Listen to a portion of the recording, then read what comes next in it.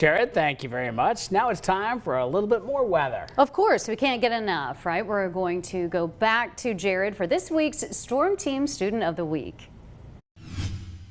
All right, welcome to this week's Storm Team Student. We are now about a month into the school year. With me today is Carter Hackler. Carter, how you doing, man? I'm doing very good. You excited to be here? Yes.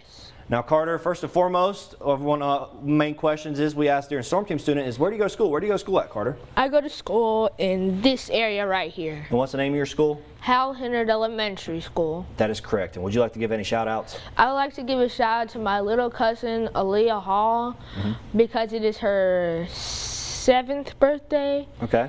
And I would also like to give a shout out to my 3 friends, Levi Arwood, Jensen Franklin, and Silas Wilhoit. Well, I know they're excited that you are here, and hopefully they get to see those shout-outs that you just gave to them. But our subject today, Carter, is going to be at least a little bit closer to about fall and changing of the leaves colors, because we're getting closer to fall, and leaves are about to change colors as we especially get into the cooler months as well as into the fall season. But first and foremost, what's the main ingredient that we see in the leaves? Chlorophyll. And what does chlorophyll do?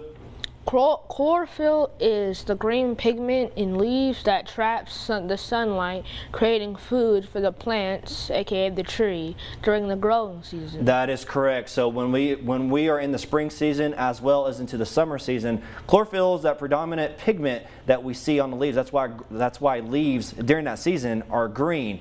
But as we head in towards the fall, what happens? The sun starts to fall. When the sun starts to fall, the sun angle lowers. Therefore, the intensity of the sunlight decreases. That is right. As we transition from summer to fall, the sun angle lowers. We lose a little bit of sunlight, and then the intensity of that sunlight decreases. So as the sunlight intensity decreases, that means chlorophyll is not as dominant as it used to be, and the cells form at the base of the leaf and stop carrying fluids, at least those chlorophyll fluids, right? So when they stop carrying those fluids, that means some of the other pigments are predominant, and here is at least a look at what I'm talking about. Carter, what happens when the sugar is trapped? When the sugar is trapped, new color pigments are produced prior to the leaves falling.